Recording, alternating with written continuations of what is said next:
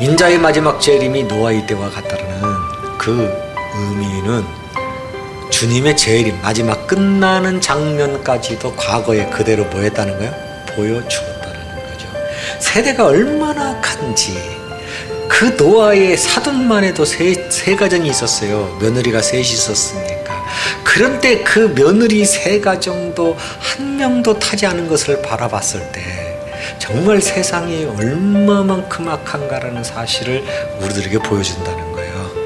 마지막 때에 하나님 앞에 하나님의 말씀을 받아들이는 게 그렇게 힘든 시대가 닥치는 거죠. 그러니까 약속은 하나님은 정확하게 그것을 역사 속에 오신 예수가 통해서 이루어져 있는 거죠. 그 이루어진 것을 다시 오신 예수를 통해서 우리에게는 다시 오실 예수, 오신 예수가 다시 오실 그 재림에 대해서 마지막을 약속했다면 그 약속도 뭐요? 정확하게 이루어진다는 거죠. 그런데 그 약속을 보게 되면 노아의 때와 같다. 시집, 장가, 먹고 마시니까 똑같은 생활을 하고 있었다는 거죠. 그러니까 그 누구도 그것이 그날이 종말이라는 생각은 해본 적도 없는 날이었다는 거예요.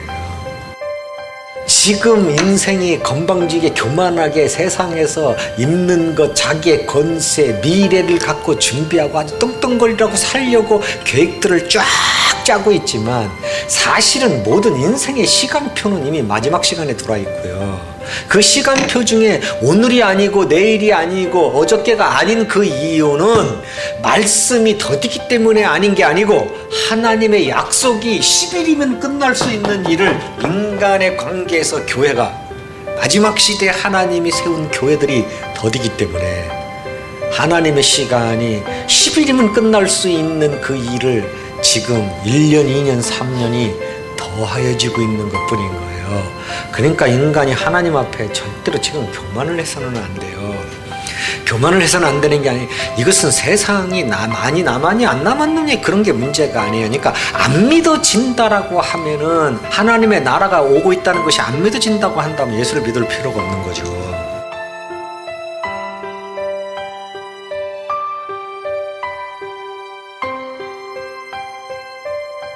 자, 세상이었어요. 세상에서 출애굽을 합니다. 그렇죠? 뭘로 와요? 광야로. 광야로 도망 나오죠. 광야로 도망이 나오는데 이 광야가 교회였다는 거죠. 지금으로 말하면 교회로 도망이 나온 거예요. 자, 교회로 나왔는데 교회에서 뭐가 나오냐면 청교도가 튀어나와요. 그러면 교회에서 그런 원래의 교회가 서 있는데 청교도가 튀어나왔다는 것은 청교도가 미국으로 도망갈 때의 그 자체가 바르게 믿고자 하는 거죠. 그러면 그 시대에 그게 교회였다는 거예요. 그게 광야였다는 거예요. 무슨 말인지 아세요? 그게 청교도가 튀어나오는 미국 땅이 광야였던 거예요. 너희는 광야로 도망하라 그랬죠. 그러니까 그 도망하는 장면이었다는 거죠. 자, 청교도가 또 교회예요. 그렇죠? 청교도가 교회인 상태에서 계속 인류는 광야로 도망하는 시간이 계속 이어지고 있다는 거예요. 그래서 맨 마지막에 또 한 번 하나님께서는 다 내 백성아 거기서 나와 또 광야로 도망이죠. 그렇지 않나요? 그러면 계시록도 또 한 번 광야로 또 한 번 마지막 시대의 도망이라고 한다면 이 광야는 도대체가 뭐냐는 거죠. 이제 이때까지 교회 생활을 한 거 아니에요. 그렇죠?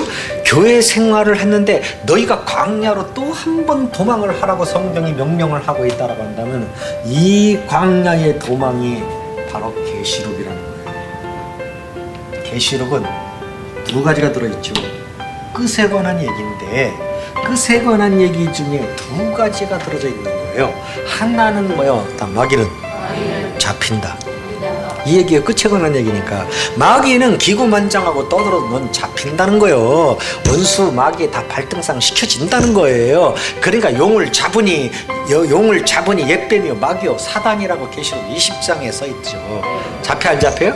잡힌다는 얘기와 내 백성은 반드시 이렇게 구원한다는 내용이 들어있는 거죠. 내 백성은 반드시 이렇게 구원한다. 그러니까 하나님의 백성의 구원의 얘기와 마귀의 멸망에 들어있는 거죠. 그러니까 너희는 지금 신앙생활의 마지막 할 때 교회를 다니는 자가 아니고 계시록 안에 들어와야 된다 이 소리죠.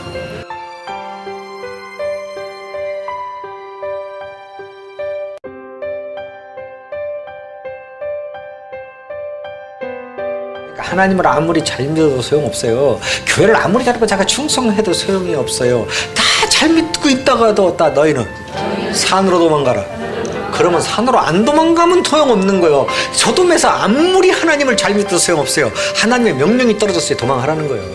그러면 그 도망하는 장소가 산이 교회였다는 거죠. 아닌가요? 마지막 시대도 하나님을 아무리 잘 믿어도 소용없어요. 이제 마지막 시대는 내 백성아 거기서 뭐요? 나와. 내가 지시하는 그곳으로 가라는 거죠. 그러면 하나님께서 마지막에 해야 되는 하나님의 성산에서 하는 그 마지막 말씀이 계시록인 거예요. 왜? 그래야 마귀를 어떻게 뭐하고? 잡고 하나님의 백성이 마지막 하나님께 찬양을 드리는 마지막 그 준비 구원이 그 계시록에 들어져 있다 이 소리죠.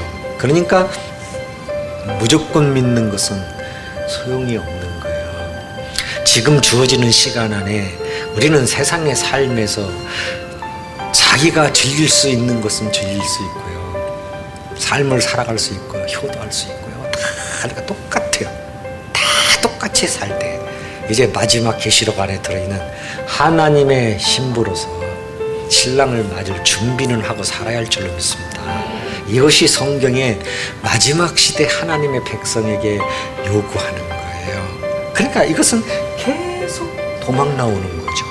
애굽에서 도망이 나오듯이 마지막 시대에도 또 한 번 세상에서 도망 나오는 이 광야의 생활이 된다는 거예요. 왜? 세상은 점점 귀신의 처소가 되고 있다는 거죠.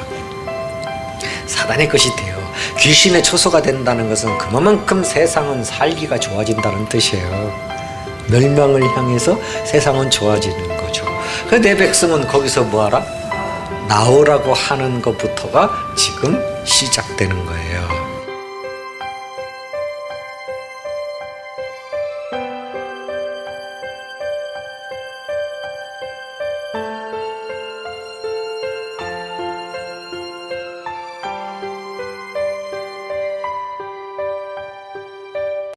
마지막을 알았다면은 그 마지막에 그리스도의 신부가 되기 위해서 살아가지 않겠어요. 그러니까 마귀는 이것이 되지 못하도록 뭐 하겠어요? 흔들겠죠. 이게 뭘로 흔들겠어요? 정으로 흔들고 욕심으로 흔드는 거죠. 계속 흔드는 거예요. 진리를 듣지 못하는 걸로 우리의 마음의 거리를 막 흔들 거 아니겠어요? 수없는 흔드는 것들이 있다는 거죠. 그렇다니까요. 자, 22절부터 24절까지. 종이 가로되 주인이여 명하신 대로 하였을 오히려 자리가 있나이다. 주인이 종에게 이르되 길과 산을 가로 나가서 사람을 강권하여 내려다가 내 집을 채우라. 내가 너에게 말하노니 전에 청하였던 그 사람은 하나도 내 잔치를 맛보지 못하리라 하였다 하시니라. 자, 못 들은다는 거죠? 네. 33절 보겠어요. 이와 같이 너희 중에 누구든지 자기의 모든 소유를 버리지 아니하면 능히 내 제자가 되지 못하리라. 자, 소유를 버리는 일들이 앞에 있어야겠죠.